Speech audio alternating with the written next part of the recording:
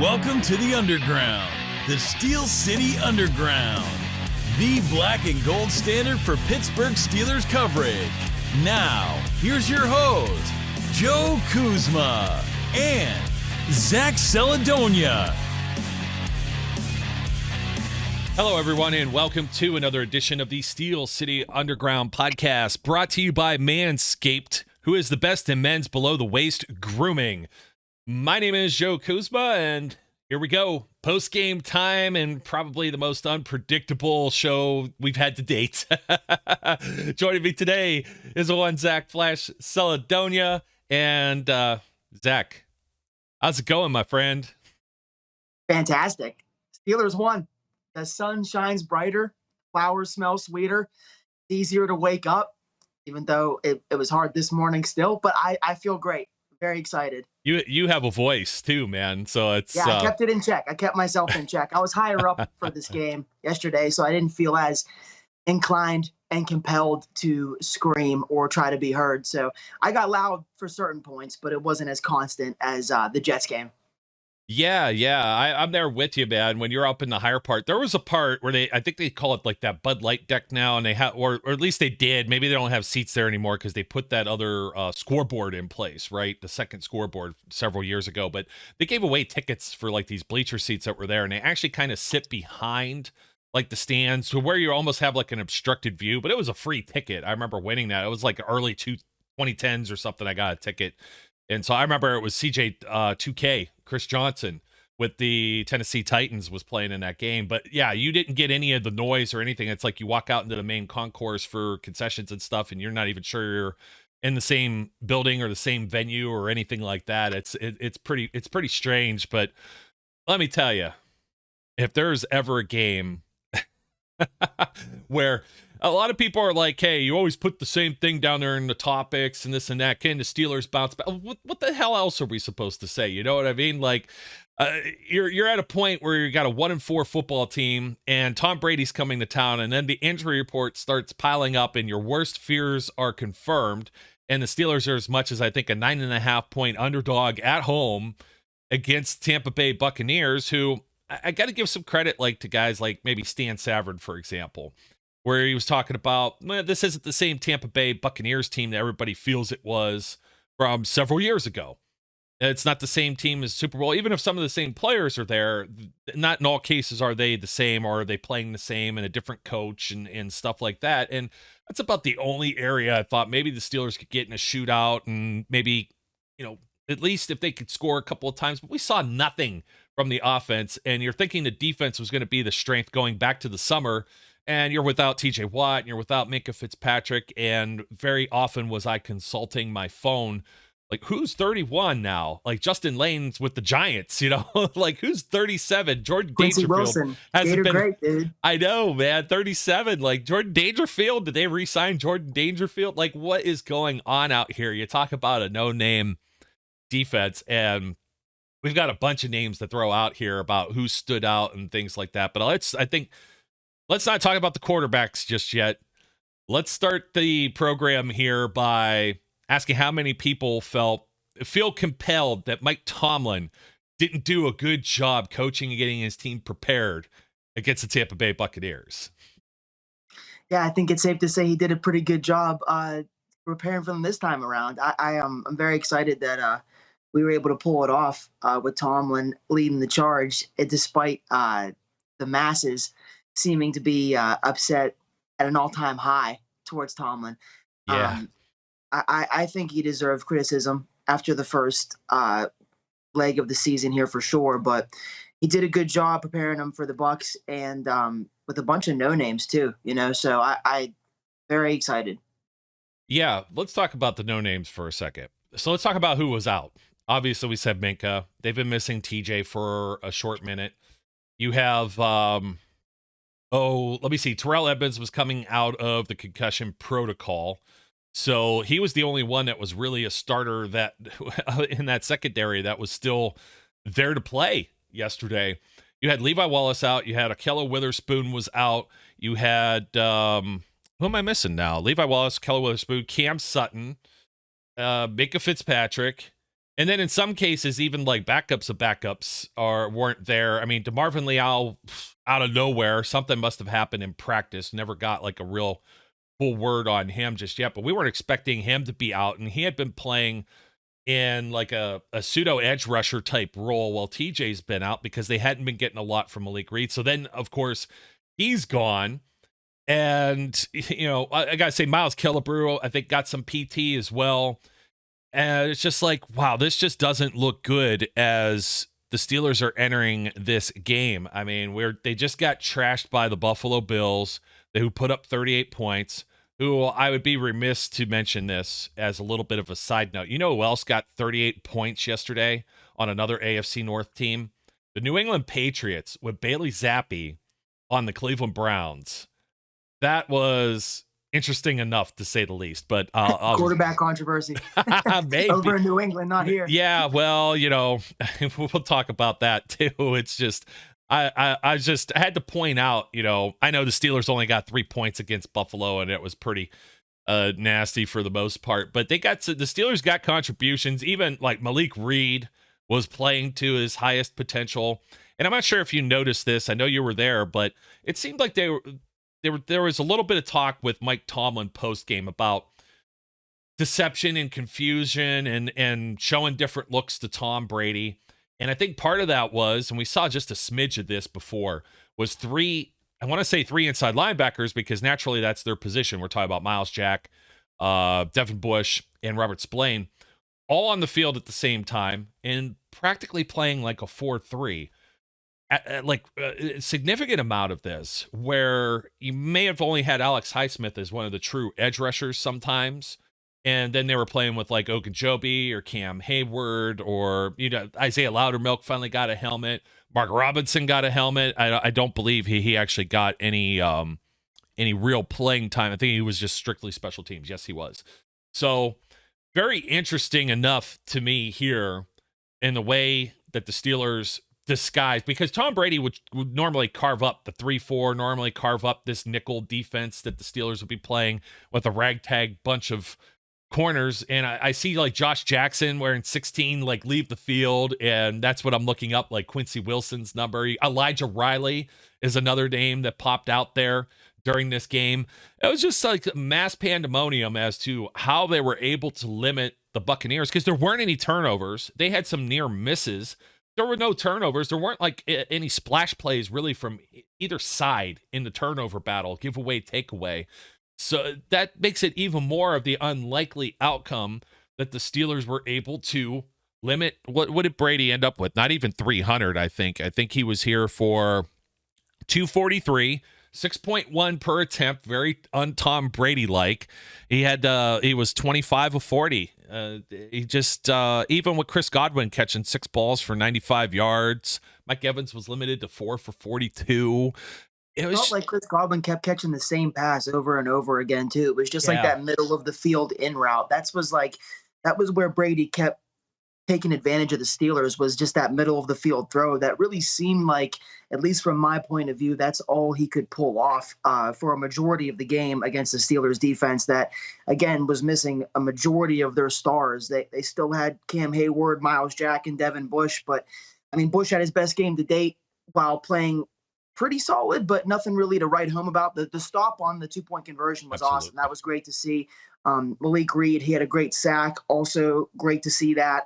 Ogunjobi played good at times, and then I think he got hurt at one point, so not sure how he's doing at this point. But the small amount of star power that the Steelers had left on defense versus Brady stepped up like they needed to step up. And then guys who aren't viewed as stars like Josh Jackson and Curtis Riley and Trey Norwood all stepped up just enough to come together and beat Brady. And there has to be a little bit of like, I kind of joke about, the Tomlin criticism because it is warranted. And I know that I love Tomlin as a coach. I think he's a good coach. I've come off the great label a little bit, but he did deserve the criticism heading into this game, but he did a good job of rallying the troops and doing what he does, which he's known as a player's coach and a guy who's able to get the boys going. And I think that showed and proved true in this game because I've never seen us doubted by so many people, and it was pretty universal. I mentioned this last show, hating the Steelers and being more realistic towards their potential has been a hot trend the past like 3 or 4 years. But this year in particular, with the quarterback struggles and the offensive line and the changing of the guard and the talk of the rebuild, everybody thinks we just suck. And I mean, we aren't a very good team, but we can still win games like this. And there is hope for us to get better. When you play a game like this and you really turn the tide on your entire season and the outlook of your season, there is a little glimmer of energy and hope here that can be harnessed by the Steelers. They're still alive, and can push for an even record. They can push for that 7th playoff spot, I think, as long as TJ Watt comes back and Minka comes back. And I mean, who knows? Maybe they don't need him. Like if they're able to beat Tom Brady and handle him like this, we're 2-0 versus Tom Brady the last time we've seen him. I don't know if people are talking about that enough. The Steelers own Tom Brady. The narrative has kind of shifted. I think he's no longer the Steeler killer that he once was. Maybe he needs Gronkowski back. I think if he had Rob out there yesterday, that might have helped. He needs Antonio Brown. Yeah, he needed everything. He needed a prayer. That would be something. And Philadelphia's rolling. We saw them play in the late night game against the Cowboys, and I don't know, maybe the clock strikes 12 and Cooper Rush's time is done there. And talk about a team that's, everybody said stick a fork in them with Dallas and the Cowboys. Philadelphia is still rolling pretty strong. It's not historically a place where the Steelers do well. The one thing, though, we can say, at least with Miami, it's a primetime game, so they're not going to be out there in the extreme blistering heat with the sun baking on them, with the sideline that's set to face the sun for a 1 o'clock kickoff, and Miami going to be wearing white jerseys at home. Traditionally, that's that to us. Yeah, well, it's the Don Shula deal. So now the Steelers got to wear the black, but at least they won't be wearing those right in the sunlight. And I'm glad I remembered that because I like to wear what the team's wearing. So it's like, don't wear a white road jersey to this game. I'm gonna have to see who I'm gonna throw on here, though. I might have a surprise for some folks. Actually, we'll see. I'm just gonna leave it at that. But anyways, regardless, I mean, Miami's 3-3 right now. And we do have to mention, we're going to jump around a little bit here because there's going to be a little bit of a quarterback discussion here, but I don't want to totally jump off the defense just yet. I mean, it was pretty impressive in what they were able to accomplish. And you had Alex Highsmith get another sack. Cam Hayward, I think, was actually credited with the sack. I know the one you're talking about with Malik Reed. I thought it was Malik Reed. I think it was announced as Malik Reed inside the building as well. And I think it was actually originally credited as a tackle for loss, if I heard correctly, in the post-game show with Stan and Charlie. So that might be something different. But you mentioned Devin Bush already. Let's go to Terrell Edmunds. Grown-ass man plays. Getting behind the line of scrimmage, knifing through, stopping some run plays, stopping some other plays short on the line of scrimmage. We also saw some interesting stuff, too, where, like I said, it almost looked like a 4-3, where they were putting Robert Spillane up on the line of scrimmage. And I told everybody I was pretty much done with seeing Robert Spillane out there. But it was interesting in who they were sending to rush when they did and how they lined them up. And all of a sudden, you got later in that game, and there was a definite influence of Brian Flores out there, where it looked pretty much like a zero blitz concept with no safety deep and everybody up in the box. And they did it several times, and there was like a pick and choose on who they were going to cycle and drop back into coverage. And Tom Brady I don't want to say dumbfounded, because Tom Brady's probably seen more football than any of us ever will, to say the least. But it was just kind of interesting to me to see like him getting a little pressured, him getting rattled, him getting frustrated, complaining. Yeah, I mean, the guy sacrificed his family for football. He loves football. No one sees more football than Tom Brady. He sees it when he sleeps. Yeah. He's going to be seeing it for years to come now. He's made his choice. Yeah. and you still, I don't want to say play careful, but it seemed that way to a certain degree. Like, I don't know if he didn't have trust in his receivers, but everything across the board except for their offensive line, I said, they got to be way better than above the line here. And by the way, Ogunjobi did end up coming back. He hobbled off. You had guys hobble off at all different points. Miles Jack hobbled off and came back at some point. And every time somebody got back, did Miles Jack come back? I totally yeah. I'm almost certain Miles Jack did come back. Okay, cool. That was more toward the end of the game, too. I mean, some of the participation numbers for the game, I mean, Edmonds played a full 100% of the game. Definitely looked like a guy that the Steelers might want to start. Maybe they break this like cycle of not talking about contracts in season. Let's just give this guy one now. I know people are going to say, well, that's one game, whatever, but you see the difference the way the defense plays when Edmonds is out there and when he's not. I mentioned this last week. I think if he's playing against Buffalo or if he's in the end of that Jets game, maybe you have a different result. And the funny thing is, too, with the Steelers only with 2 wins, they're only like 1 game out of being in the lead of this entire division. So you don't want to count them out entirely. But just some of the numbers. Let's see. Trey Norwood played almost the entire game. He only missed 1 of the 72 snaps.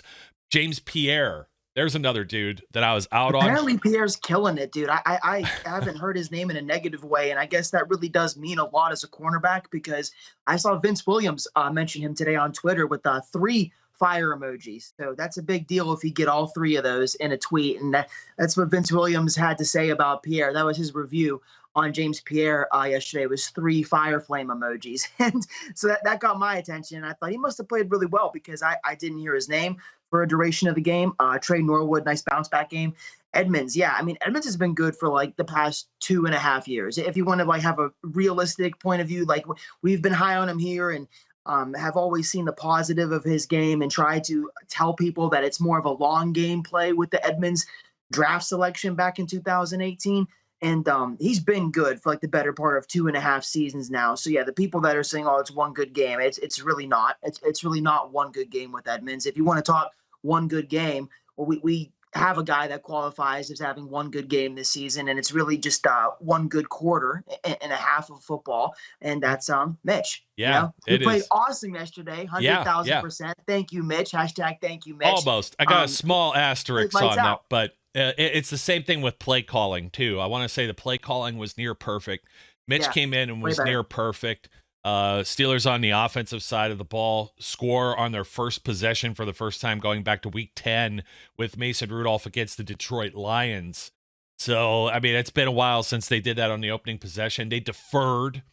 And we'll talk about that too, because I want to go through some of the series here. And even like there was somebody in the stands next to me with a Fire Mac Canada sign. And I just like, I looked at them and, they got the 20-year-old, not New Jersey or whatever. There was a ton of people with Cordell Stewart jerseys. I don't know if it was just because he was on the radio and celebrating a 50th birthday or whatever. By the way, happy birthday, Slash, in case we missed that. But, well, he was down at the tailgates at the Jets game. I don't know if he was down there again for like a repeat performance, but I'm talking about Cordell Stewart. He was down there for the Jets game. So maybe he was down there again. I don't really know. But, man, the guy with the sign, you can't let that get to you. He's just acting out through art. There were ladies. It was ladies too that want to fire Canada. I totally hear it. It's just I don't think the Steelers will do it like in the middle of the season, especially coming off a game like this, where now we've kind of like, if you want to talk week by week, and that's really what the NFL season is. We've seemingly righted the ship on offense for the most part, where we're at least above water. So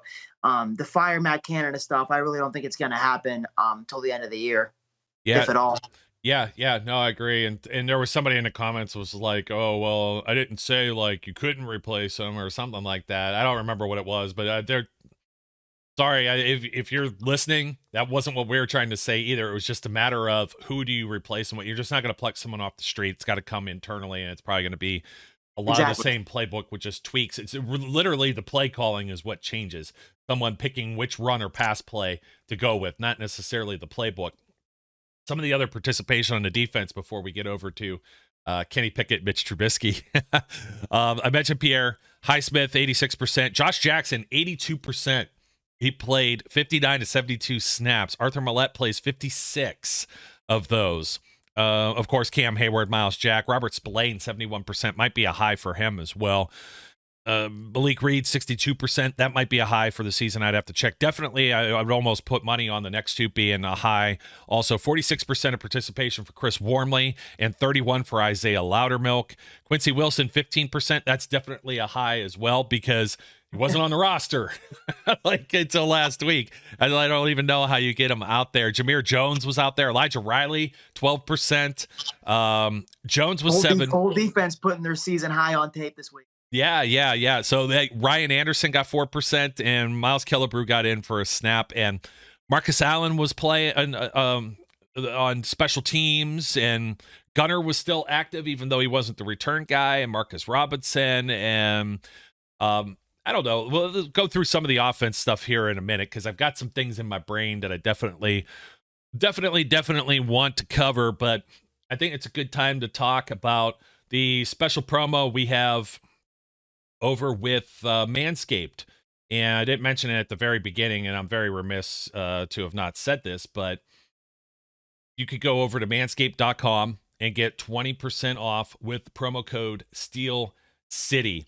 And, you know, what else can we say? We're very happy and excited to have them over here. I got to tell you, for this game that I went to yesterday, part of their premium package that they have online, right? Or platinum package, I should say. I don't want to misspeak here, but the platinum package comes with a nice leather case and everything, but there's boxer briefs that are in this. And I'm a very particular type of guy when we're talking about, you know, the old banana hammock. And these things were super comfortable for the game, tailgate. They weren't hot. They weren't cold. The ride home, you name it, man. It takes a lot sometimes to impress me, especially in this department. So just wanted to give a shout out over to Manscaped, who is Steel City Underground podcast. That's who's presenting this particular show for you. They're the best in men's below the waist grooming. Their products are precision engineered tools for your family jewels. Manscaped's performance package is the ultimate in men's hygiene bundle. So join over 6 million men worldwide who trust Manscaped with this exclusive offer to you. Once again, it's 20% off and free shipping with the promo code Steel City. And, you know, Zach, that's 6 million men. You could double that up for the amount of nuts. It's 12 million. That's 12 million balls that Manscaped is helping out there and growing. So that's what she said. So anyways, yeah, but the travel. Hashtag no ingrown hairs. Yeah. You know what? And I was talking to Brian about this too, like, or maybe I wasn't, maybe I didn't get there yet with, you got the lawnmower, you got the weed whacker, you got all of this really cool stuff. That's part of the package. And again, I mean, you get a 20% off with Steel City as your promo code. And I know, you know, it's like a little advertising break here, and some of their marketing is really yuck tongue in cheek, but it's a lot of fun, and I'm very impressed with everything that I've seen so far. And like you said, limiting the ingrown hairs or limiting some of the nicks and cuts and stuff. That the lawnmower is pretty good too. It was like, hey, the old armpit stuff. I was telling my buddy on the ride over to Pittsburgh, actually. I was like, hey, you know, this is going to sound funny to you. He's not into the NFL or anything like that, right? But I was telling him about this, like almost like I was giving him the same kind of pitch, like kind of deal. And I was like, hey, you might like this, man. You're still running around out there with like the athletes and stuff like that. And like, it's going to help you with some chafing and things like that. So definitely check it out. I know you were excited when that came along your way. It's just been a matter of just time and being busy, but I plan on getting to at least each one of these pieces that comes in the platinum package or any of their other packages. But definitely those boxer briefs, those were the real deal, man. I was very happy with that. So once again, folks, head on over to manscaped.com. Promo code is Steel City. And if you got bush, there you go. Just trim it on out I of love there. bush. Dude, I broke into the boxer briefs myself. I was snug as a bug in a rug in those things. They're very comfortable. Great material. Great support all around. Yeah, I know. You know, all kidding aside, like I think we have about 98% of our audience is male. So the few ladies that are out there, they're the true 2%ers, right? On the other side. Thank you for your service. Doing the quick math and everything. So you had tweeted this out. What a segue, by the way. You had tweeted this out. You don't want to hear any jazz about Mitch Trubisky versus Kenny Pickett. This was the worst case scenario, I think, of anybody who of what you wanted to have happen during the season, because it's like, how do you ever go back to Mitch Trubisky And if he plays well, then all of a sudden it's like, is it a quarterback controversy? And I got to take this game as like a portrait or a snapshot in time. When we've talked about Mitch Trubisky, we've talked about good Mitch, bad Mitch, hot, cold, consistent, inconsistent. And almost always it's been like a batch of like 10 to 13 passes with Mitch. And luckily for the Steelers, you got good Mitch, but you also got, man, I didn't want to jump all the way to the end of the game just yet, but about 4.5 minutes left in the game, right? And I'm like, this is where Mitch probably excels best. 4-minute drill, 2-minute drill, a little more up tempo, a little more scrappy, like not structured as much, if that makes sense, you know? And I'm like, Yeah. let's see if he can do this. But I was nervous because almost immediately, and I know you saw Chris Carter tweet it out. I'm pretty sure you're the one who retweeted it because I know I did. And it was like, there we go. We're back to this again. And that was where Chase Claypool was wide open, pretty much in the middle of the field. And Mitch just moved right up into the pocket, right into the pressure, and boom, took the sack. And they had an opportunity maybe for some points, maybe to get in field goal range, even with Boswell hitting the doink on a 55-yard attempt, I believe. Yeah. And At least. Yeah. And that was a bit odd to me too, because that was in the closed end. You would think that would have happened more on the opposite end of the field, but yeah, I was just like, oh no, man. And your butt cheeks are like clenching, and hopefully they're not too hairy because you went to Manscaped. But it was just kind of like, I was nervous. It's like this 1 point, 4 point type stuff. And can this ragtag defense limit Tom Brady to not scoring a touchdown? And we've all seen it before. You saw the Super Bowl between the Patriots and the Falcons. You never count this dude out. I mean, I know it's not the Bills and the Chiefs, which that happened again, 13 seconds or whatever it was with Travis Kelce, but you had that bad pit in your stomach because you felt like the Bucs were going to blow the doors off the Steelers to begin with. And you're just waiting for that, oh crap type of moment to occur. And fortunately enough for the Steelers, Mitch came out there pretty much cold. And I understand too, people were talking about some of the play calling at this point in the game. He comes out there. You're tuning up the band. You're trying to do the da da da da da da da, and you're trying to get him into a little bit of a rhythm, maybe a couple of easy passes to get him started. And maybe you don't have the full playbook because you don't have the same amount of confidence as you had like that opening drive with Kenny Pickett versus what you would have available on the menu with Mitch Trubisky, especially since he wasn't taking any snaps. The pass to Chase Claypool for that touchdown, first wide receiver touchdown, by the way, this season, or first touchdown by a wide receiver this season for the Steelers. And he never ran that play in practice all week. He said it in the interview afterwards that he just took a mental rep. And I'm sitting there and I'm in that end zone, and what a tight window. Like, that's a pass I've been watching Kenny make. So that was probably, and with the exception of the pass that Deontay Johnson dropped in Cleveland, that was the nicest pass that Mitch Trubisky has thrown all season in a black and gold uniform. And I almost felt like, oh, dear Lord, this is going to be picked. The defense is going to get their hands on it. And lo and behold, you don't even think Chase might get his hands on it. And he had a grown-ass man game too. Yeah, he fired it in there. I saw Dan Orlovsky break it down really nicely this morning on Twitter, talking about Mitch's touchdown throw. And he said his body language, the way he threw the ball immediately, everything about the way Mitch was playing yesterday was a complete 180 from the Mitch Trubisky we saw for the duration of the beginning of the season, where the Steelers were starting him. He played loose. He played like he had no pressure. That's exactly the way you would want him to play normally, but he can't as the starter. So when he is the backup, which he is now, naturally he can come in, play fast, play loose, not play looking over his shoulder, because there literally wasn't another quarterback dressed over his shoulder. He's all we had yesterday. So Mitch really had this freedom to let it fly. He didn't have to play as conservatively and as safely as he had been playing for the Steelers to that point. I think Mitch played lights out yesterday. He played awesome. I'm not even trying to Totally embellish or say it in a sarcastic way. That's the best football I think you'll be able to see Mitch play.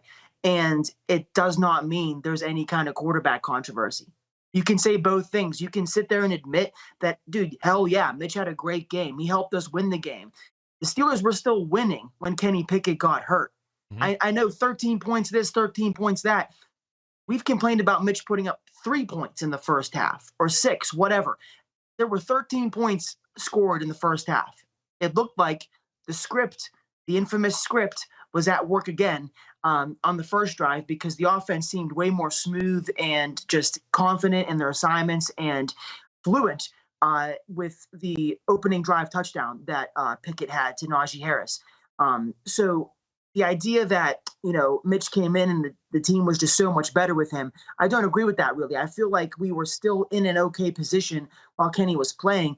And it's not like Kenny was benched due to performance. You know what I mean? He was benched because he got a concussion. Mitch wouldn't have came in if Kenny didn't get hurt. So I don't think there's much ground for these people to stand on, albeit not that I've seen much. I follow the right people and I talk to the right people and I have the right friends, but I haven't seen much conversation about they need to stick with Mitch at this point. But I don't think there's much ground to stand on there because Kenny didn't do terribly. He didn't do wrong enough to get benched. We just, as an offense as a whole, we kind of sputtered out and we're just sticking to field goals at that point and going tit for tat with Brady and their lackluster offense. Yeah. Mitch came in and helped provide a spark, and he played confidently. And I think that's the role that he's destined to be in. It is a great backup. I said, hey, the best backup talk in the NFL has begun. It's loud. Like that it's fine to be that, but there's no sense in continuing this charade that there's any kind of debate in-house or with the team as who the quarterback should be. Mitch did awesome yesterday. The touchdown to Claypool and the back shoulder throw to Claypool were great throws. Yeah. I count about 2 or 3 throws that I was like, man, those were good throws from Mitch Trubisky. But one game, albeit not one game, 1 quarter and a half is not enough to erase, what we've seen from Trubisky thus far and just go back to him. I'm happy he won the game. I'm happy for him. He set himself up great financially because now if he doesn't play another snap the rest of the year, he'll probably find himself in a nice payday at the end of the year from some team to come in and possibly compete to start again or at least be a handsomely paid backup. But I think any talk of sticking with him is a bit much. Claypool, since you finished with that, I agree. He played out of his mind. And my buddy who I was with at the game, he was like, man, you called it. Like you said when he came out of the tunnel, he was hype. And I was like, I wasn't really calling anything. I just noticed when they announced him, he was screaming extra loud. The veins were popping. And there was something about when Chase came out of the tunnel that I thought he was ready to play. I didn't feel that confident in it. I didn't put any money on it, but it was great to see Claypool have a great game, especially with the criticism and the just the impatience with Claypool. It seems to be at an all-time high from both the fans and coaches and hell, maybe even teammates. So it's great to see him kind of shine in a moment that we needed him to shine for us. And I saw he went 7 for 7 on targets and catches. That's a great stat line. They used him in the slot. Great to see that because I think it's known at this point that Claypool's best role is in the slot. As a big slot, as they say, because the mismatches are great. And he can just take advantage of linebackers and smaller safeties, and they seem to be getting that on offense. And I want to give a shout-out to Connor Hayward, too, because it was awesome to see him get that wide-open ball and go for it. I thought he was going to score for a minute. I really thought he was about to house it. I know, and I wasn't really as concerned with losing Freiermuth in that case. I thought that Kenny Pickett, he mentioned that special connection he had with Connor Hayward multiple times, and you're just waiting. We saw him pop off the page very similarly a lot through training camp in the preseason. I want to go back to, there's a couple of things that you got there. I'm going to go through some of the plays too, because then I'll kind of fill in some of the blanks of what we're talking about too, so I don't try and miss anything. But number one is, I'm pretty sure most of our listeners and viewers know this, but there are inactives on game day. And what that means is that you have players that don't get a helmet. We mentioned that before. They're not active on the sideline. So, for example, Mason Rudolph was one of those players yesterday. And the reason they have this set up in the NFL is in the event of injuries. It's not a guy you're going to put on injured reserve. For example, Cam Sutton, Ahkello Witherspoon, Levi Wallace, Minka Fitzpatrick, Kendrick Green and Pat Freiermuth. So of those, you're usually not going to have 3 quarterbacks active. So Mason Rudolph, but geez, how far off the map is Kendrick Green fallen? Because of the guys that are here with the inactives, 1, 2, 3, 4, 5, 6, 7. I was trying to remember what the exact number is. So you have 46 active players, or is it 48? Because then they have the 2 call-ups. I think it's 48. I don't know. I hate all those rules. I'll be Yeah. honest. And it's changed so much over the years that my brain's getting old and getting mushy like Brian's. So, Mason Rudolph wasn't available to go in, and the reason for this is like if the other team has like 300 players and then the one team is completely at full health, they don't have 3 more fresher bodies. It makes it a level, competitive, balanced playing field. So both teams have the same amount of fresh, healthy participants for the game. That's the reason that rule exists. So you just don't have like 53 on 53 or 55 on 55 with the call-ups or whatever. If, Tampa Bay has 4 injured players, in the Steelers case, 6 injured players or whatever, then there's a level competitive balance there, or supposed to be, you know what I mean? There's been a couple of times where the Steelers or these other teams have had, Baltimore Ravens, I'm sure last year, Tennessee Titans last year, have had more injuries and still had guys that they couldn't have participate in the game. Everyone that was available for the Steelers did play, and that's because of what happened with Kenny Pickett as well. Chase Claypool, I think, let me see where he have. He had the 1 run for 8 yards. He was 7 of 7, 96 yards. And absolutely that one play was a grown ass man play. So let's talk about this and go through, because we mentioned it was the first possession or the first touchdown drive possession, first quarter, first series since week 10 of last year. Detroit Lions, Mason Rudolph. And yet another guy maybe destined to just be a good or great backup. It might be active next week, too. Let's talk about that. The Sunday night game is in Miami, where the spotlight and this whole rule change with the concussion protocol happened because of Tua Tagovailoa, who's supposed to be returning Sunday. Do you think they're going to allow Kenny Pickett to just come out of this protocol? And there's talk, too, like Dale Lawley was mentioning this online this morning. And he tweeted out, with Kenny Pickett concussion protocol, expect Mitch Trubisky to start next Sunday night in Miami. It basically takes a week for a player to clear protocol, and that doesn't include a lot of practice. Wouldn't surprise me if Mason Rudolph is number 2 next week for the Steelers. None of that should be surprising because this is a primetime game where the incident originally happened. It just changed all of these protocols. So you don't want to, I don't think anybody, the league is probably going to have a spotlight on this where you don't want Kenny Pickett to go out there and play, take a hit, which I don't know if the hit was, I don't think the hit in this game, Zach, was dirty or malicious, so to speak, as the one maybe last week in Buffalo that was late. But it didn't look like, really see it. It didn't look like the whole much. I saw him go off the field pretty much, and back of his head might have hit. It kind of like a Tua thing. But my point is like they brought Tua back out there, and it was, everybody saw it on TV, a big spotlight game, and then, oh my goodness, he got hurt again. We got to do something about these rules. And they're not going to allow that to happen again with Kenny Pickett, whether he's good or not. I don't think he's coming out there for Sunday, unfortunately. So don't be surprised if Mitch is out there. I wouldn't be. And that just adds to this is not really a controversy. I don't think Mike Tomlin believes in guys losing their spot due to injury. I think if Kenny Pickett is healthy, he goes back in there. They didn't draft him to not be the future of the Pittsburgh Steelers. Whereas with Mitch Trubisky, you're already talking about next year. Well, he's under contract to the Steelers next year. So why are we saying that he might be whatever kind of backup here in the near future?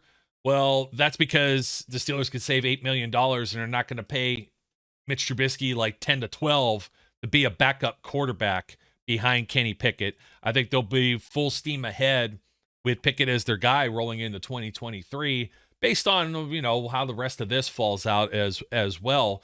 But, Mitch, again, anything I say about Mitch here that's just marginally critical, everybody should at least know that I was more than extremely happy with how he played, even to the point of being pleasantly surprised in some spots. And as we get through these plays, I'm going to mention something else that I said they got to run, and it was crazy because it happened about 2-3 plays later. So, Zach, anything off that I left off? I had ribs tailgating yesterday, man. Right on the grill. Yeah, I got the dry rub in them overnight, brought them out, boom, just beautiful. They came out beautiful. So anything that's left on the bone here for you, as we're still talking a little bit about Mitch Kenny, hell, even Chase Claypool for that matter. I love good meat at a tailgate, man. I love meat all the time. Big meat and cheese guy over here. I'm a salty guy over a sweet guy. Not a lot of people know that, but dude, I'll bring the sweet. There you go. Perfect. Yeah, a little salt and pepper for you. I don't really think I have enough information to talk much about whether or not I think Kenny's going to clear protocol, because Tua's concussion was bad. I mean, he stumbled and bumbled, and they made the whole if you stumble rule because of him. And then he did the fencing position on the next concussion. Kenny didn't look like he was like that bad. So I don't know. I don't want to speculate that hard on thinking that he might not be able to go by Sunday night. They'll definitely be more sensitive about it, but obviously, if he's not going to play, Mason will be the QB2. So I don't really understand Dale Lawley's like, don't be surprised if Mason is QB2 if Kenny can't play. Duh. It's because of the ignorance of the fans, and they'll be well, they're sending death threats or whatever to Kevin Dotson. What? Yeah, that was Kevin Dotson put something out on Twitter overnight in the morning. Let's see. Let me see if I can find it. That's terrible. That's some sucker shit, dude. If you do that, if you like at a player, even if it is like adding players on social media and DMing them is even worse. Like any kind of like hate speech or threats or even like critiquing their game to a point that you want them to see it. Like, grow up, dude. What do you think you're doing? You think he's sitting there and like you think you're gonna change his world? You think you're gonna like make some kind of difference? It's just hateful behavior. I respect the guys that aren't even on there. Like Mason Rudolph, I don't even think has an account or barely uses it. I know Landry Jones didn't before. You got a few others that were like that, like Alejandro Villanueva.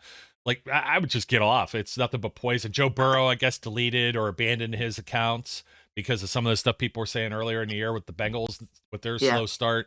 But there it is. Getting death threats for some penalties is crazy for a game that has no bearing on your life. You're a fan, not an owner. You don't even put any work to feel any type of way about it, and that's maybe a little harsh too, even coming from him, but I understand like he's probably very upset, and I would be too if people are coming at you, dropping in your DMs or something and making threats at you. At the same time, Dotson had probably the worst game of anybody that was on the field yesterday, mostly penalized several times and just didn't look good in different spots. And, you know, it makes me like, I felt good about the offensive line in general throughout the game. And I think, was it only the one sack with Mitch when he moved up in the pocket there? No, there were two, I guess. I know Carl Nassib got one, Antoine Winfield got one here. So I'm trying to remember. I'll go back and look is where that was, but it's just kind of ridiculous to do that to a player, even though I feel that he may have been below the line with his play. I'm not even tweeting it out. I'm not mentioning the guy. I'm not adding him. You know what I mean? It's just, that's so ridiculous. It's like, come on, people, grow up. And from what his point is, it's like, this is just a football game. This is entertainment. Just watch and enjoy. Are people giving like Matt Damon like death threats when he makes a bad movie? Like Steelers won the game too. I know. It's just the fans are never happy. And Dotson was a Steeler fan. Like, don't forget, Kevin Dotson was a Steeler fan who grew up rooting for the Steelers. So he has the fan perspective. So don't come at Kevin Dotson, man. Yeah, he had a bad game, but I mean, he's been pretty solid enough for the season so far. Like, can't have a perfect game every game. And the line has been, we've mentioned it many times, above what we expected this year. So I acknowledge and understand that Kevin Dotson may have had a bad game yesterday, but we won the game. So I don't get it, man. Some fans will never be happy. They get their rocks off and they love the chance to be negative and they love to bitch and complain. It's such a weird like demographic that is in the sports fan world. These people, they just thrive when their teams aren't doing well. They enjoy it. You know, they prefer the team not do well. They prefer to look at the mistakes and the issues and, I don't know about this, man. That's not good. Hot take like, society. And this is like seconds after a win, they'll say these things. Yeah. It's like Mark Madden coming after like Alex Highsmith's dad. He tagged his dad like a couple of weeks ago, and Highsmith is still still getting it done, So it's just Highsmith is playing great.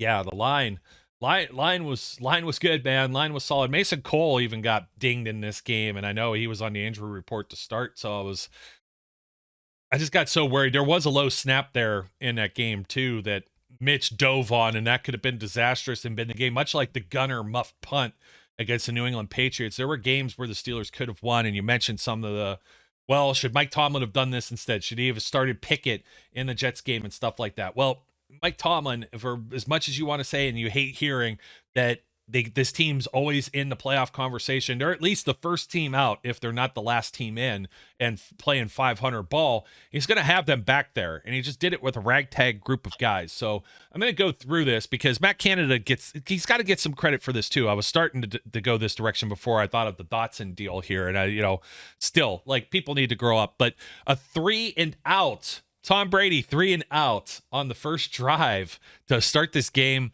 Kudos to the Steelers defense. 2 incompletions. You had Alex Highsmith knock a ball out that was intended for Chris Godwin.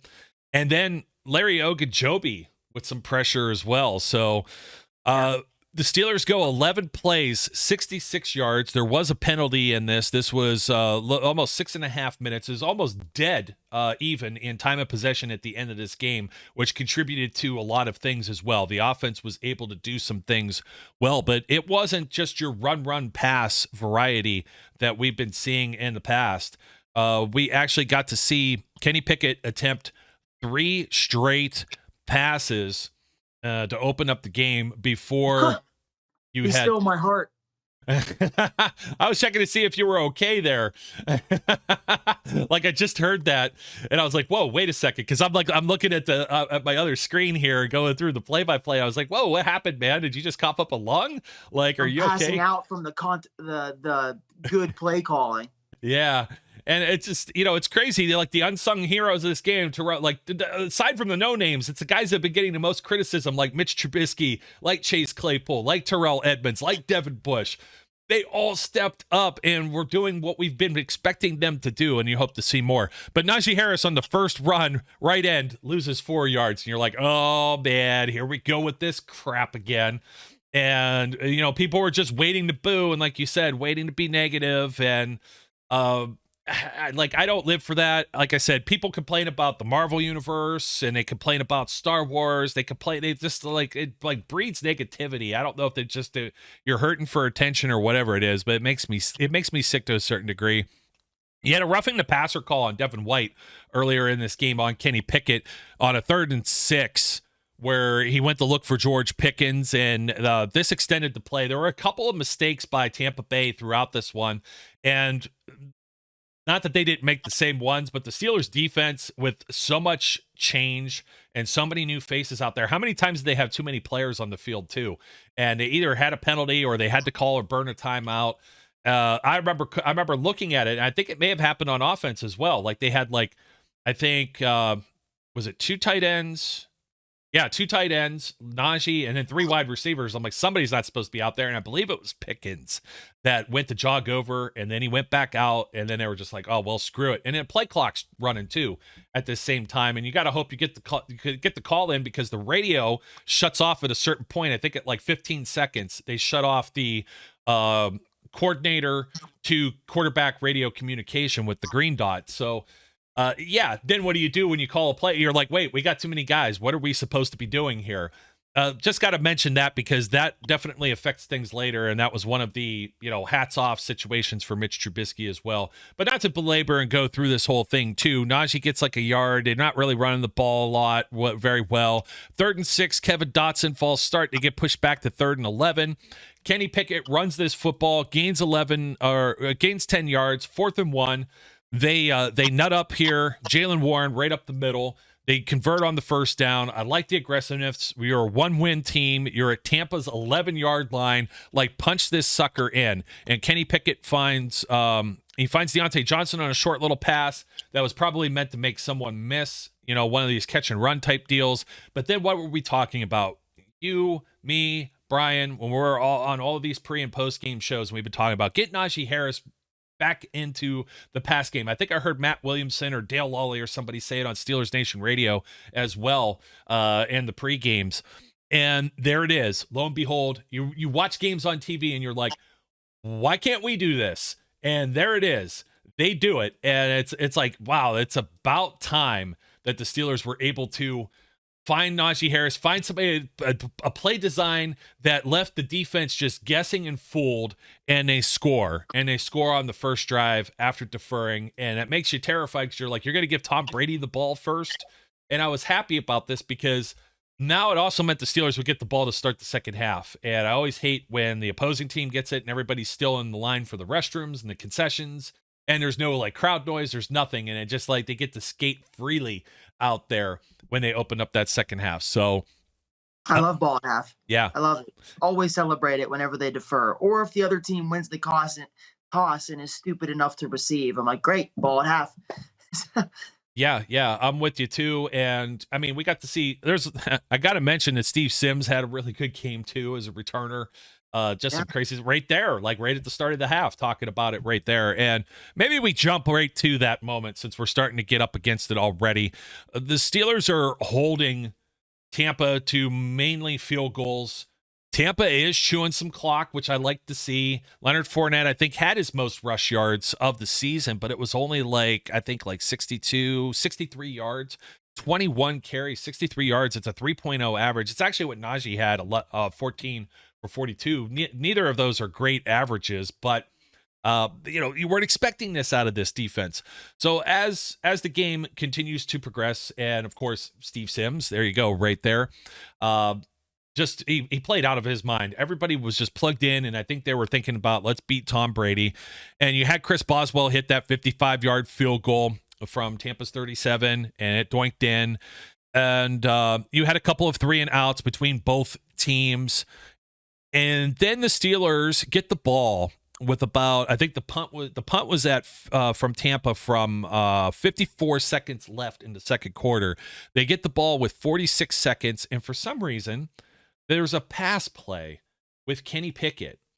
And this is the one where he kind of bootlegs out, and he's got a guy or two in his face, and he does almost like a basketball jumper type throw with the ball to pitch it out of bounds. You know what I mean? Just get rid of it. Don't take a sack. But I almost would have preferred that he just slid here or just sat on the ground or taking. I don't care about losing the yards here. It felt like you're at your own 14-yard line. And you obviously don't want to get backed up anymore. But with 46 seconds, I think Tampa had all of their timeouts at this point. And they had two. Or they had two. And you didn't burn them. Now you run the ball. Najee, no gain. Najee for 1 yard. Presley Harvin punts 42 yards, which is, about average. You can't expect a whole lot more out of that situation when they're backed up. And there was a 6-yard return. You gave them 3 points at the end of the half. And that was the one where I was scratching my head. Like, was that play that Kenny ran? Was that the way that was supposed to go down? Was that called that way? Are you trying to outsmart people here? I think it's safe to say that was a rookie mistake. I mean, if he's a seasoned veteran, maybe he thinks quickly enough to take the slide and force them to use the timeout. Because as somebody who's never played quarterback before, immediately my reaction was, oh, it's a good play. Get rid of the ball. But then, you realize, oh, no, maybe he should have, taken the sack, I guess. So I think if he was a little more seasoned, maybe it's something he would have known to do. And yesterday wasn't, a great performance from Kenny Pickett by any means. I mean, he only threw for, barely 70 yards. But my point with the whole, there's no need to bring up a quarterback controversy talk or be annoying about it. Or I understand all of us that have talk shows and radio shows and TV platforms, you're expected to talk about this because it's the NFL and we're a particular team that has multiple capable quarterbacks on the offense. But the Steelers weren't struggling with Kenny Pickett at the helm yesterday by any means, at least not in my opinion. Again, we had the lead when he got hurt. I totally agree. He scored a touchdown on the opening drive. It wasn't a great game statistically, and Kenny didn't have any wow throws, but I didn't count any turnovers. I wasn't, beating my head into the seat in front of me being like, oh no, what's happened to Kenny Pickett? He got hurt, and Mitch got to go in, and he took advantage of the opportunity and played a very good game. So I think it's that simple. There really isn't any like need for these shows and talking heads to get into the, well, do you think they're better off with this guy as the other guy? They've already made their choice. They've moved forward with Kenny Pickett, and Mitch is an awesome backup, and I think that's all fine. Yeah, I'm totally with you. Picking up what you're putting down there, bro. You get into the third quarter, you had Steve Sims. Let me see here. What was that return? 89 yards. How'd he get caught, man? How'd he get caught? And I wanted them to get in there because I had a feeling if they didn't, they might struggle here in the red zone, and they did. We only got a field goal, and my buddy was freaking out next to me, and I was like, "Oh, you're just being negative, bro. Like, it's a great return." And the more I thought about it, the more I was like, "How did he get freaking caught?" Because I he know. broke into the opening, and it seemed like he's watching himself on the jumbotron. You can see the dude behind you. If you're that gassed, man, I don't know what happened. I either he thought he was already gonna score, or he just like got hawked, and you don't want to get hawked. Like, he's gonna be hearing about that in film. Well, I'm thinking he went a little more straight line and running diagonal. If you're taking that diagonal toward, like, the toward, what do you want to say, toward the flag versus a post, and I think that's what it is. He should have zagged. Well, that's exactly it. If you're running like just a straight line, somebody's going to be able to more catch you than you're trying to hit that diagonal. It's the whole Pythagorean theorem. It's that thing that we don't use with the triangles. You learn it. You learn your geometry in school, and you never use it again. But that actually holds true. You know what I mean? That's why you need to cut. Like you said, zig instead of zag. 25-yard field goal, and you're feeling, oh geez, they were down. He got a short pass to Deontay Johnson and then 2 incompletes where I think he was going for George Pickens or looking his way, back shoulder fade on both of those in the corner of the end zone. And the one, actually, if the ball is a little down there, maybe Pickens has a play on it. And we've seen that he's capable of making those plays. But of course, teams are starting to key in and take him away, as they should. But you see what happens when they do that. And then you got like maybe Chase Claypool running free or somebody else, Deontay Johnson. Although Johnson kind of disappeared in this one as well. What was it? 5 receptions for 28 yards. He had a hell of a catch that he high pointed, and everybody was like, "Yeah, finally!" And the Steelers were moving the ball first down. Or they were converting on third downs. By contrast, they were 7 of 15 for 47%, where the Buccaneers were 4 of 14, 29%. And they were also that 1 for 1 on fourth down, 2 of 3 in the red zone, and 1 of 1 goal to go. They still got outplayed 304 yards to 270 yards, 4.5 per play for Tampa Bay, that's hard to believe with Tom Brady against, like I said, like, bunch of guys you didn't know, grocery baggers or whatever, and the Steelers were off on by just 1/10 of a yard to matching them. So it's pretty interesting stuff when you do the individual comparisons. But you had that pit in your stomach because now you gave up the 3 points at the end of right before half. You probably shouldn't have, and maybe you would have had an opportunity. I think the Steelers still had one timeout. Maybe Kenny could run something, and they can kick in and maybe get Boswell into some position for a 50-yarder or something like that, which he's certainly capable of making, and get 3 points on the board yourself before halftime. And instead, you give up 3 points, and it's only a 10-9 game, and then it's 13-9. You're just waiting. You're waiting for that shoe to drop, right? And there was a 14-play, 69-yard, nice drive. And Tampa gets in there, and it's 13-12. And kind of surprising they don't go for 2 in this situation and try and not it. Or I'm sorry, it was only a field goal. This wasn't the touchdown drive yet. That's why they didn't go for 2. But the defense did hold, even 14 plays. Just wacky stuff all over. But they allowed some conversions, 3rd and 2. Is that the only third down? There was a 3rd and 1. There was a 3rd and 2. I'm trying to see. There was a couple of instances here, like 1st and 15, some extended, a little longer that they had to go to move the chains, so to speak. And you're just getting that like gut feeling that, oh, geez, they're not going to be able to stop anything. And I'm kind of trying to, there was the first play right after this that you really start to feel this. This was the Kevin Dotson holding penalty where Kenny Pickett gets rocked and has to leave the game. First one, and it was Trent Scott reported in as eligible. At one point, they had Scott come out, and then they had to call a timeout too. And I was really curious what they were going to call for the play call here. And I think this was a little bit later in this game with Mitch Trubisky in the red zone. But regardless, Trubisky comes in and it's an incomplete pass. He was looking for Najee Harris. You're trying to figure out where's this going to. You had the penalty on Dotson, so it's 1st and 20. Now it's 2nd and 20. You get a short little pass to George Pickens for 5 yards, 3rd and 15. And somehow he finds Chase Claypool on this one. And they get a 1st down. And you're like, okay, all right, we can hang with this. And then it's 1st and 10, 2nd and 9, 3rd and 5. He didn't find Deontay on this one. And the Steelers have to punt.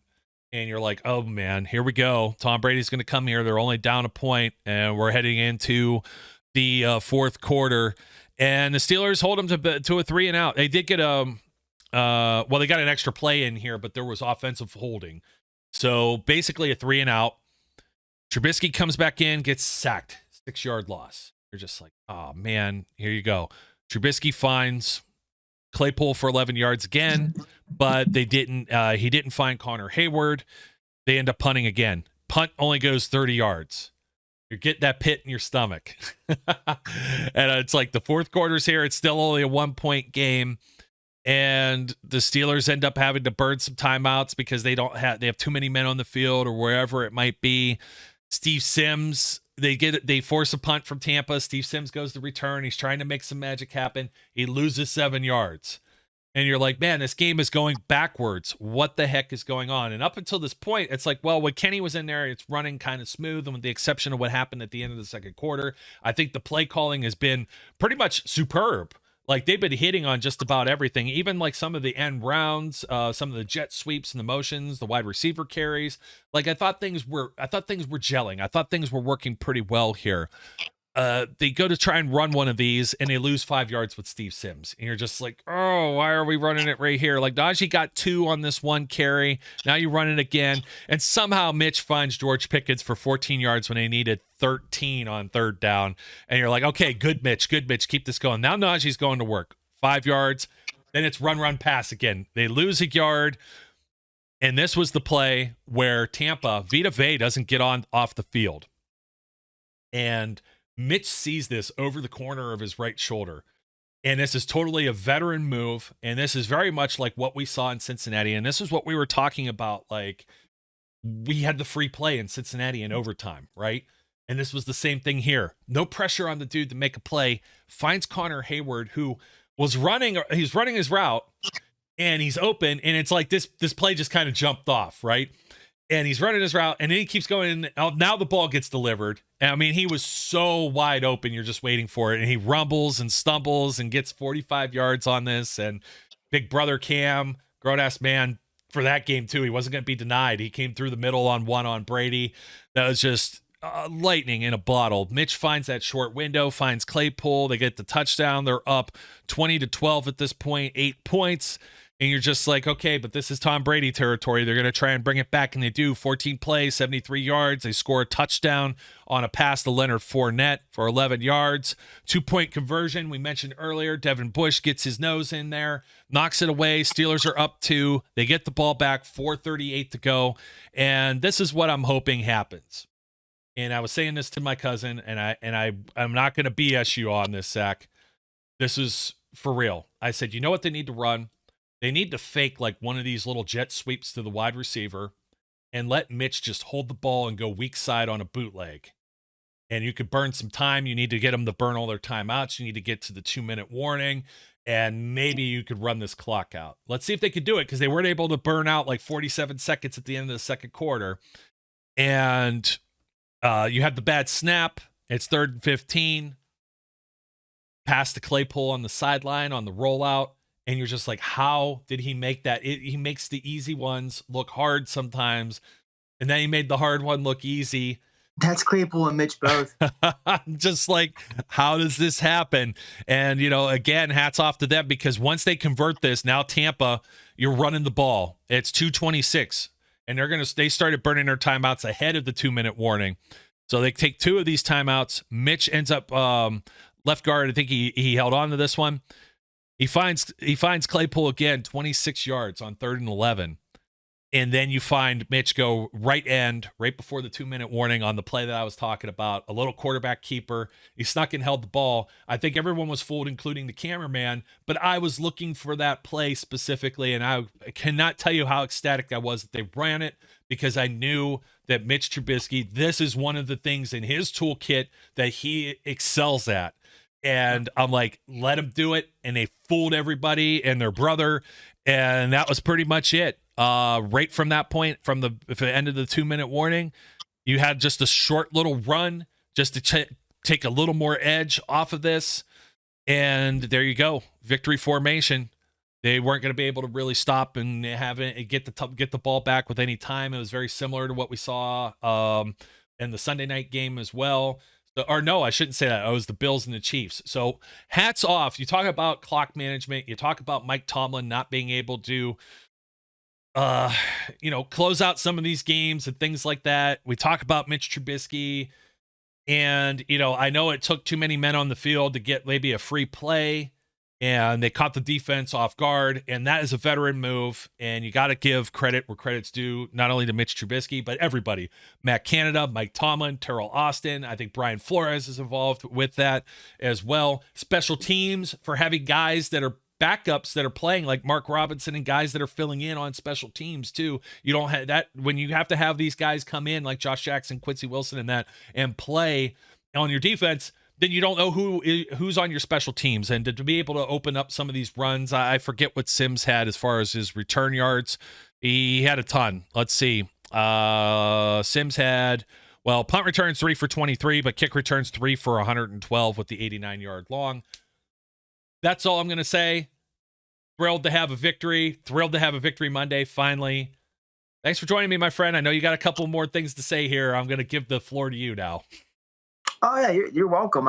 No thanks necessary. Always happy to come on a Monday. Win or loss, hell or high water. Vibes are high right now, so might as well ride them. I'm beyond thrilled that we can go through the week now with the winning feeling and not have to worry about people talking about us losing or the sky falling anymore. I thought the game plan from Matt Canada was about as good as you can expect from Matt Canada. I don't think he is above criticism just because we had one good game, but I think it's reasonable to give him some kind of credit here. It was a good game. It's been a rough season for him, but they knew how to come into this game and attack the Buccaneers in a fashion that would take advantage of the certain weaknesses they had, because they had guys out as well. Tomlin got his boys ready. I think that Claypool came through in a big way. Sims really impressed me. I was vocal on here during preseason that I didn't think there was room for Steven Sims, albeit I did say, though, injury pending. So he's found himself a nice little niche here with the Steelers. Love the black visor. That looks sick. And I had not one but two really impressive returns. The kickoff return was obviously the star of the show, but he had a nice punt return too. So if we can get one or two good returns a game out of the guy, that's really getting as much bang for your buck as possible with a guy that you signed off a scrap heap during the offseason. I don't think the Steelers are dead. I think we've got a chance here to win some more games and make a push for that final playoff spot. Divisional games are going to be huge, like they always are. Don't know when the next one is. But yeah, right now, I guess Miami's the focus anyway. So yeah, about a month off. Steelers, they go on the road 2 games in a row here. Miami, Philadelphia, then the bye week. Then they come back and play 2 in a row at home, New Orleans Saints, and then a primetime game is currently slated against the Cincinnati Bengals. So okay. Yeah, definitely not dead even at 2-4. 2-6. Some people are probably still going to be writing them off. If they could collect one win, you never know, man. You talk about trap games, right? Yeah. If the Eagles are still soaring heading into that one, and the Steelers, all the narrative is going to be they haven't won there in like 50 years or whatever. Yeah, exactly. You never know. You never know. And you never know what kind of confidence that this game gives. It also helps that Mitch, not truly fully a backup. You know what I mean? He had started this game. It started the season as a starting quarterback and also a captain of this team. And he went out there and he manned up. He's not crying about it. And, he's like, I'm going to make my statement. And he didn't play safe either. And I think that's been our biggest gripe with him thus far. Was exactly. Just all the 100%. Safe throws. And I'm not saying Kenny's making a lot of safe throws either, but I know some of the offense is designed that way. But when guys are dropping the ball, again, I said his best pass, Trubisky's best pass of the season in Cleveland is a drop from Deontay Johnson. When you get guys that finally execute in the way that they did, Chase Claypool, for example, a lot of people were on him and his focus, and they were on Juju in the past for too much TikTok or whatever.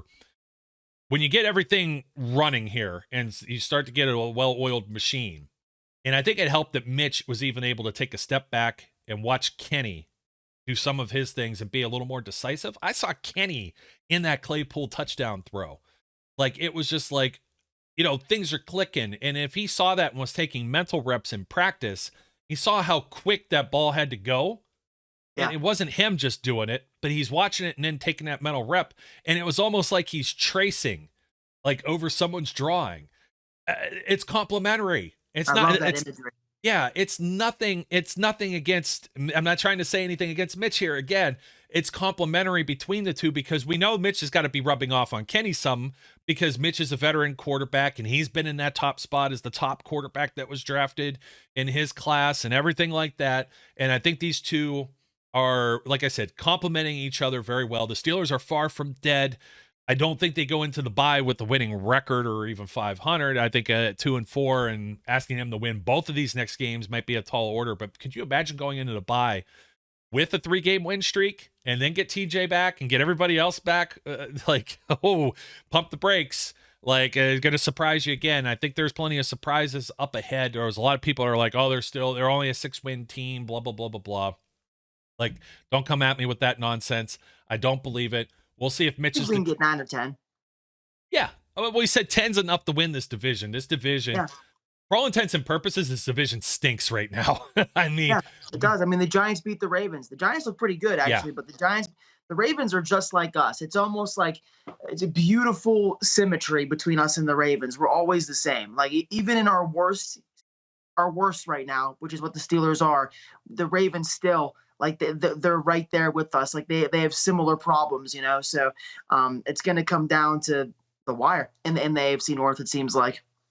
It's set up that way too, obviously, with divisional games right at the tail end with Baltimore, a couple of games of Baltimore in December between the Steelers, and then I think finishing off with the Browns. And likewise, it happens the same way all around. Like, that's the way Goodell has rigged this system. But we're going to leave it at that. We'll say one last thing. The refs stink. What was that deal? Who was standing over? Was that Vita Vea, or who was it that was standing over Mitch? And not only like standing over him, like, he kind of like almost did like the sumo drop, like Yokozuna thing from the 90s WWF when Mitch was on the ground. Did you see that? And then he was in late. I wish I had a video or whatever, but most people that saw the game or saw this in the game, there was a lot of booing. You wanted a penalty out of that, and I couldn't figure out why it wasn't. I couldn't figure out why, at least for taunting, if not like just a late hit. Like, if that was Tom Brady and Cam Hayward had come in and like accidentally stepped over top of him and jumped up and down to celebrate whatever the hit was that just happened, and even if he wasn't intentionally trying to.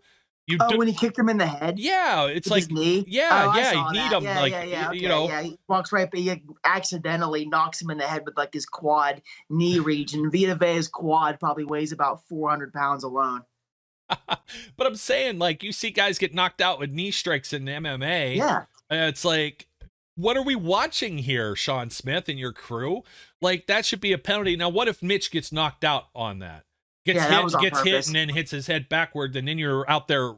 Who would be the quarterback? They did run some wildcat. That Najee play was a wildcat play too, which was, I'm just like, oh boy, they're pulling every trick out of the bag. And it gave me some bad flashbacks of Jalen Samuels, actually. I'm like, please don't throw it. So, all right, folks. Well, hey, that'll do it for us. Steel City Underground podcast brought to you by Manscaped. Don't forget about the 20% off and free shipping using the promo code Steel City over at manscaped.com. My name's Joe Kuzma. His name is Zach Celadonio. We also call him Flash. You can see all the Flash paraphernalia behind him on his wall. Until next time, as we always do when we close out this show, thank you for viewing. Thank you for listening wherever you may be. Don't forget to like, comment, subscribe, and we encourage everyone out there to be safe, be good, and we'll catch you later. We would like to thank you for listening and remind our listeners to follow us on social media and our website, www.steelcityunderground.com.